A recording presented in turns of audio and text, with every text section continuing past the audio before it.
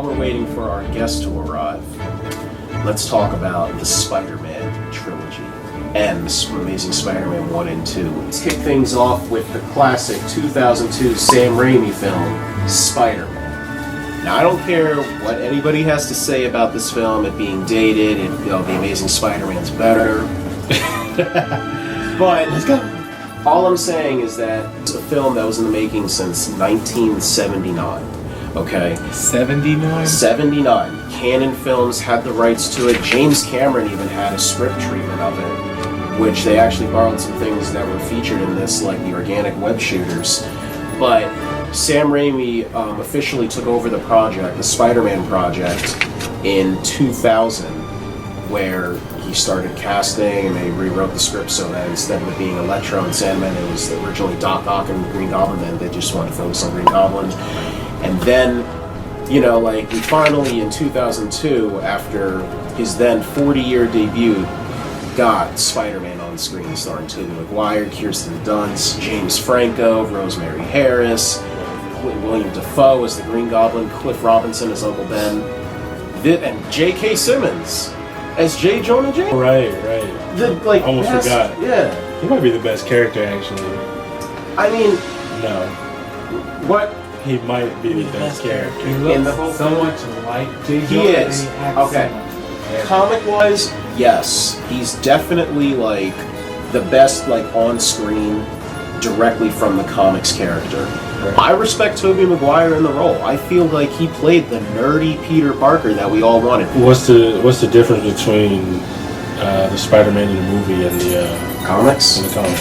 Okay, well, Playful. Not playful, but sarcastic. More sarcastic, yeah. He's more sarcastic. He's more of, villains literally, say, can you just leave? They so annoyed. Yeah, they get pissed off. Like Deadpool, but toned down. Yeah, he's a less douchier Deadpool. What about William Dafoe as the Green Goblin? Because he killed him. I mean, that was a good role, too. He was just he was scary. Exactly. I thought he was but I hated Green Goblin. I thought they could have done so much. Is it because of the costume? Yeah, it's really the costume. I hate that. I really hate the overall costume. I like the glider. They say it's Power Ranger armor, and I get where they're talking I about. hated the He does costume. look like a Power Ranger villain. Yeah. I hated the costume even when I was little. I did not like the costume at all. The costume in the movie is better than the ones in the cartoon, no? I think so. No. No, I don't Way know. better. Way better. No, I think I would have rocked Even it. Hobgoblin was way better than Oh, the Hobgoblin's scary as he has the hood, but Hobgoblin's way better than the one in Spider-Man 3. if you look, there are test videos of it also where they had the original concept where it looked very comic accurate. I'll attach to the video. But I mean, where the eyes were animatronic and it looked like an alien Green Goblin. I was like, whoa. But the only reason why they changed it to the Power Ranger armor was because William Dafoe wanted to do his own stunts. And he said he feels comfortable being in this suit. Again, it's very comic accurate. They nail everything. Getting bitten by the radioactive spider on the hand. No, not comic. Okay, it's not 13, or sorry, there's Organic 14. web shoot. Organic. No, that's not, but everything else is. Him discovering his powers, him going to the wrestling match, before becoming a superhero. Everything else is Uncle Ben's murderer, not including Spider-Man 3. With the burglar. Yeah. The Green Goblin, being the villain and finding out who that is accurate. While in the comics, it didn't happen at a dinner table. I mean, he does find out who Spider-Man is before Spider-Man finds out who the Green Goblin is. And the classic, holding, Spider-Man's love interest on the bridge as bait to get him to come and fight him. That's very accurate. And then even the Green Goblin's death was accurate in the comics. He died the same way. Did he? Yeah, getting stabbed by the glider. I'm and spider sense went off. This is and you have to think, at the time that Spider-Man came out, it was one scene that I really love is the last swinging scene. That really makes you feel like this is a real hero. Keep in mind that this film came out right after 9/11. Mm-hmm. So, the icon of Spider-Man just coming to New York City, that final swing, and he goes on the American flag, he's like, New York, I got you, don't worry. I'm like, yes! Yeah, Spider-Man! Let me get into Spider-Man 2, which it's the definitive. I mean, like, me personally, I feel like Spider-Man 2, not only does it improve upon Spider-Man 1, I consider it one of the best superhero films of all time. Because not only is it character building with these characters, like, it's really the Harry Osborn, Mary Jane, and Peter relationship. That grows. And it grows in a way where you're invested in these characters. But on top of that, there's a new threat in the city, Dr. Otto Octavius, who becomes Doc Ock. And you're initially brought up with, does Peter Parker want to be Spider-Man anymore because he's not able to have a social life? Now, I remember as a kid seeing this movie, I was like, I liked it, but I always felt like Spider-Man 1 was better. But Spider-Man 2 is like a nice wine. It matures in time. As you get older, you respect Spider-Man 2. Because when you live that life, when you're like, how do I balance a social life with a work life? Right. And still, like, I relate to that. And I'm like, you know what? I give Spider-Man 2 props and applause. What do you guys feel? And J.K. Simmons is better in this too, so he has more lines. Yeah, he doesn't. I don't remember seeing it. You don't? I don't remember seeing it. It was slightly darker. It was the hospital scene. Yeah. Oh yeah, that was doing the surgery. That was kind of gruesome. Oh, yeah, that was really. Sam Raimi's like Evil Dead, like just kicks up there. I'm like, yo, but that hospital scene, like, if there's one way to introduce a villain, like, you have William Dafoe's The Green Goblin where he's introduced and he's there and he has his moments where he'll kill people, but that hospital scene, hands down, is just so dark. I'm like, it's just like, and there's no blood. Alfred Molina playing Doc Ock. I mean, the thing about Doc Ock is that as far as I'm concerned, he was really the first sympathetic villain that was on the screen. He really is really sympathetic. It's like he's lost his wife because of this thing, and he's doing everything for a dream that he's had since he's actually gone into the field of being a scientist and everything else. And What, him trying to be? yeah. He wants to create tritium. It's like an energy field, and like Oscorp, Harry, because his father passed away, inherits like, hey, I'll give you money so you can do your project. Right. The project goes wrong, and he ends up getting the tentacles fused to his body. He loses his wife. He loses his house. He loses his funding. He loses everything. Damn. It's like basically him trying to create a mini sun on the Earth to power everything. So instead of having solar radiation, it's like you're creating your own sun to create power and even power the whole entire city or even the whole entire world. The train battle sequence, I mean, action-packed. It won the Academy Award for visual effects in 2005. And seeing this in theaters, and I didn't expect this. The last scene with my boy, James Franco, the very last scene in the movie that you see him in, he finds out his father was the Green Goblin, and it perfectly sets up Spider-Man 3. Wallop and Web Snappers, I didn't realize what time it was.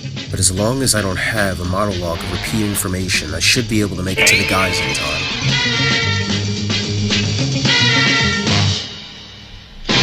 Spider-Man 3 takes place 3 years after the events of Spider-Man 2. Peter thinks he's ready to propose to Mary Jane. Don't do it. On top of exactly. She a hoe. But on top of that, you also have Harry Osborn, who takes up the mantle of being the Green Goblin, and on top of that, you also have the introduction of Flint Marko, aka Sandman, who gets. Go ahead. Who kills Uncle Ben? Yeah, you find out he's the true killer of Uncle Ben because they wanted to continue the sympathy of Spider-Man 2.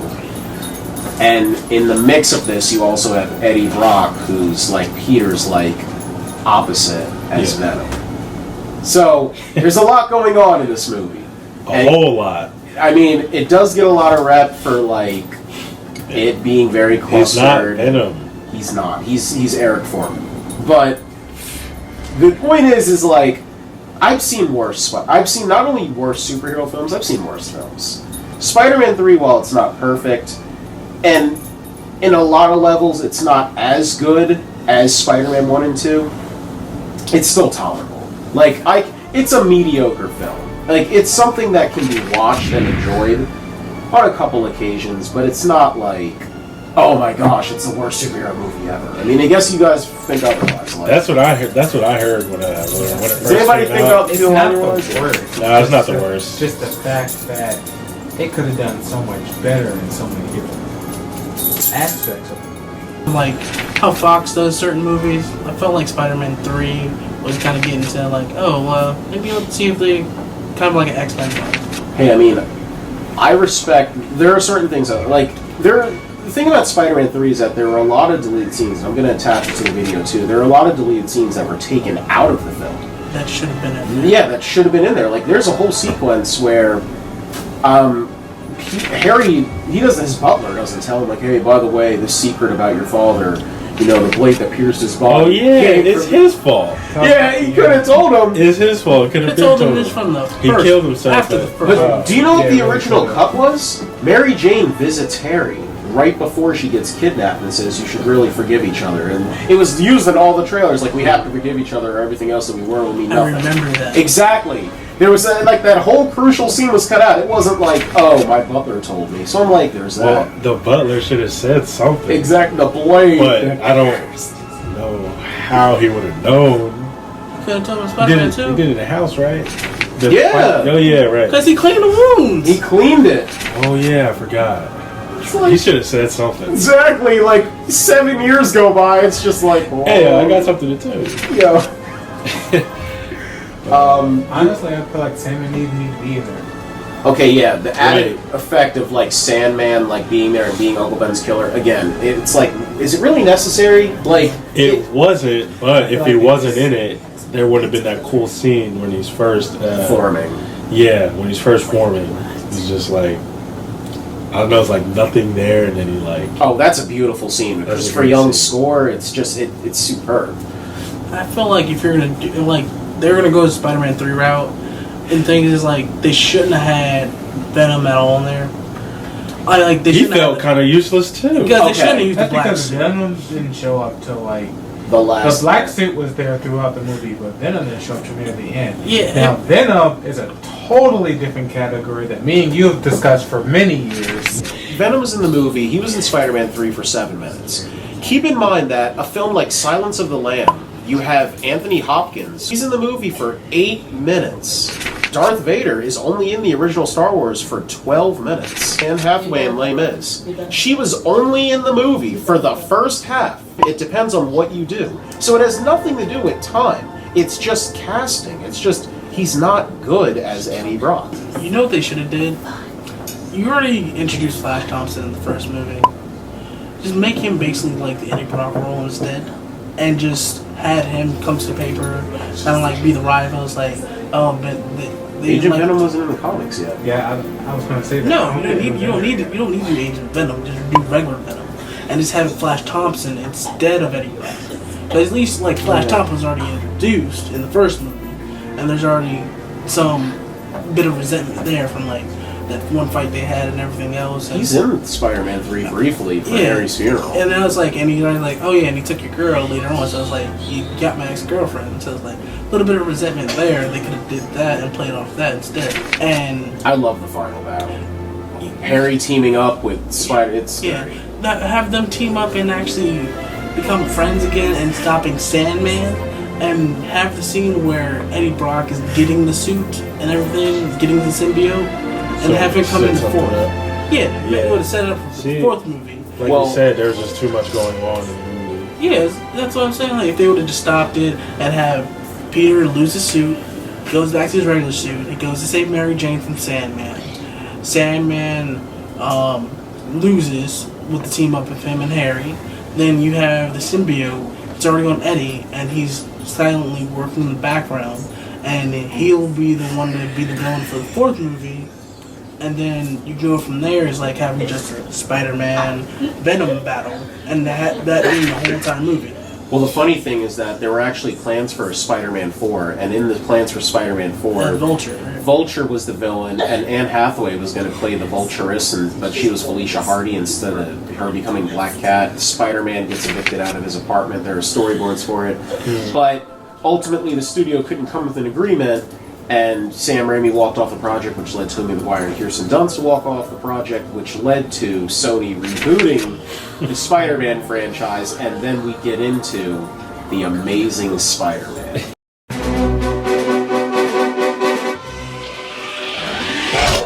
No sign of the guys here, and I passed Amazing Friends and the electric company. Now, I do like qualities about the Amazing Spider-Man. I like the fact that they try to explore his parents' past. I love Andrew Garfield as Spider-Man. Thank you. All right, I will give him this. Like, he may not play a good Peter Parker, but he's a great Spider-Man. And Emma Stone, the chemistry between him and Emma Stone is great. Who do you think was a better love interest, Mary Jane or Emma Stone? Yeah. I honestly... Well, I mean, Emma I Stone was about to looks say better. Emma Stone. She looks better, but I mean, I don't. And plus, those two are actually dating, so I don't they know actually how have to better compare chemistry. them. But they weren't dating. Well, though they started dating when they were like wrapping up on the Amazing so Spider-Man. it's That's like- where they met, though. Yeah, so it's like you're kind of getting to actually know someone and more of like a love interest. Toby and Like- Kirsten dated briefly. It was only for a couple of months, but they She was jumping around on everybody. Though. even in the movies. She was jumping out. What? She only That's had, what I'm talking about. Yeah. But she only had what, 3 people? In the movies? Yeah, The whole cast. Are you sure? The whole cast. I was about to say like she 4. She Yeah, had Flash so- Thompson. No, those are initial boyfriends, so that's fine. Flash Thompson. Then you're gonna go ahead. Let's go You with know that this Parker. creepy boy Peter Parker likes you. You're gonna go and date his best friend. Oh, we're going out. Didn't he tell you? I'm Hey. like, damn. You snooze, you And lose. then she goes to what's it? Peter. No, then she goes to Spider-Man, not knowing it's Peter. Then it's like, you know what? Spider-Man's not there for me, but Peter, I know you're going to be there for you because you're a guy. You're a regular human being. Then he said no. He said no, and it's like she got friend zone. And then you get to. Been with everybody. Yeah. Pizza guy, the apartment owner next door, or whatever his For name real. was. Everyone. Then you get to Spider-Man 2. She's engaged, man. How many years was it? 2 years. 2 years after. To your She ain't waste no time. Yeah, it's Nope. to her best friend's son. Boss's son. And I'm like, yo, like you didn't at all think like She said, nope. No remorse. the Lizard is the main villain. Oh, That's I'm not sorry. That true. was another thing that bothered me about the original Spider-Man. Yeah. They introduced Connor so He was much. supposed to be in the fourth one. Okay, He was okay. gonna be- He's going to be. he was Yeah. I gonna was be gonna Lizard. say, It was gonna be the like Lizard you and introduced Vulture. Connor so much in the whole trilogy, and we got no Lizard. Like you're gonna get him in the other one because that's how they're gonna go with it. But overall, I feel like the main plot of the Amazing Spider-Man, not only is it a retelling, but he's trying to find out his parents' past that gets like subjected, and then the threat of the Lizard comes in after the death of his Uncle Ben. Like, I feel like it's a very dry film. It's trying to be dark. Spider-Man's not a dark character. Not really, no. No, he's not. And like, I don't like the fact that like after Uncle Ben is murdered, he goes on, and this is like, he never says with great powers comes great responsibility. It's more like, I'm going to go after revenge to find the person, and then, oh, there's a giant lizard in town. Let me just stop what I'm doing with my uncle thing, and I'll save it for the next day. I mean, I liked it. I don't like you always kill the movie. I never saw what was wrong with it. Like, it was only like one villain at a time instead of like the third one where there's like SpiderMan 3, like there's a villain here, there's another one here, another one pops up out of the sewers, another one comes from like there's so many villains coming out. It just focused on where all these guys come from. exactly. So it just focused on one villain, and of course they had the Captain Stacy also. Like, I mean, I will say Emma Stone is loads better than Kirsten Dunst in the role because she does, like, the thing about Gwen in this is, like, not only is it comic accurate, she is the first love interest, but her character is involved in the plot. Like, hey, we need the serums. I like that aspect of the Amazing Spider-Man. We need a serum to stop the Lizard. I work at Oscorp. Let me help you. He's like, no. It's like, no, this is my job. I know what to do. And she helps in the plot. I'm like, wow. Even during the fight, like in the school, which I think is a brilliant scene. It's amazing. Hence the title. The web shooters are comic accurate. It's rewatching it, it's very like drawn out, and there are not really plot holes, but again, it's more of a love story. The love story is like definitive. Like it's better than what we saw in the Sam Raimi trilogy. But go ahead. Why did Amazing Spider-Man, his mask is like always off? Yeah, I was gonna say that. Everybody finds out who Yeah, I was he gonna is. say that too. Like, he revealed his identity to the chief of police. Like, why? Well, I mean, Captain he died Stacy. after that, but I mean, Yeah, but still, he revealed it. His mask was like He always off. was giving it away to everyone. Well, the best way for that is like you gotta get the man to trust you. It's like he's like at least he knows Peter. I don't at know. that he point in did, time. man. And like at least he knew him at the time, and it's like his daughter trusts him. So I'm like if you're someone I know, it's like. Well, I think as a solid standalone film, it's alright, but again, I don't like when films say, oh, they like hint at Easter eggs, oh, we're gonna do this, or we'll explain this in the sequel, and it like never fruitions, and they forget to tell a clear story, because they're so focused on telling the next chapter. Hey, Like, Batman v Superman. I was going to say The Amazing SpiderMan 2, the cluster film, though it continues with The Amazing Spider-Man. Peter's graduating college. He's trying to keep his relationship with Emma Stone, Gwen Stacy. In the mix, Dane DeHaan is introduced as Harry Osborn, and he has the goblin like sickness, and he's trying to That was ugly. cure that, along with the Rhino coming into town. Jamie Foxx as Electro, like just sad, simpy Ben, like just like Jim Carrey self. Yeah. Why don't you guys like Jamie Foxx as Electro? Okay. Why? As Electro, I like, but as his alter ego, I hate it. Exactly. What's wrong with him? He's the stereotype nerd. He has so like the big glasses, the gap in his teeth. I'm like, he's It's like the guy, like you said, he is the one guy you're shade- supposed to feel bad for. the who feels sympathetic bad villain. for like Jim Carrey and Batman Forever. He's mentally challenged. Are you He's sure? not. He's just socially awkward. and Are you his sure? friends. His own mother doesn't even like him. That's the guy you're supposed to feel bad for, the sympathetic villain, I like was you're talking laughing about. at him It's the not whole that time. I didn't was like the character, yo. just the fact that the person they made him to be. Comb over. Yeah, that was one of them. It was Black just people don't have hair bad. like that. Black people don't have hair like that. You're right. That's He the was thing I good didn't as a like. villain. I like Electro. I like his suit and everything, but just as his alter ego, I just didn't like at all. I think the only good thing or redeeming quality about The Amazing Spider-Man 2 that we didn't mention in our review already is I like the fact that they do the adaptation of Gwen Stacy's death like spot on and fan service wise. Yeah, when I saw that, Everyone who was a fan was expecting that to happen. I knew that she was going to die when Emma Stone got casted in the first one. I was like, she's getting casted as Gwen Stacy. I'm like, and the death clock begins now. I was like, She was so he's close. gonna save her. He's gonna save her. He is not. She was so You really close. thought he was going to make it? Well, I mean, I didn't know anything about. Oh, so you're- yeah, of course I thought. Yo, it did. yo. So close to. It's worse in the comic. She falls off. It's like the Sam Raimi film. She falls off the bridge, Yeah, but he and ties the it. little web hand. Yeah, the web head, and it grows out, sad. and the music plays. That was so sad. In the comic, she had it easy. Like she just got her neck snapped. But in this, Got it easy. she freaking like had her back head just like splat. Like It hit the ground and it broke her neck. yeah, I was Oh. like, I don't get why I people feel don't see like that Peter happen. should have just let her go. The thing I will agree with is that there's one scene in The Amazing Spider-Man 2 that sticks out. I love the ending. Like, not the Rhino ending part, but Talking about the little, the little kid, because Spider-Man. that's like you could show that one scene like that's Spider-Man. It's just like that shows the sense of hope that this character stands for. This like that literally that one scene was like this is a hero that's been around for like 50 so years that people look up to. He wears a mask because it can be anybody under that mask. That's why Stan Lee purposely did that. He can be any ethnicity, any race. And you can imagine yourself as Spider-Man. The point is that this character has traveled through years, and like that one scene of every single Spider-Man film that we reviewed, that sticks out the most.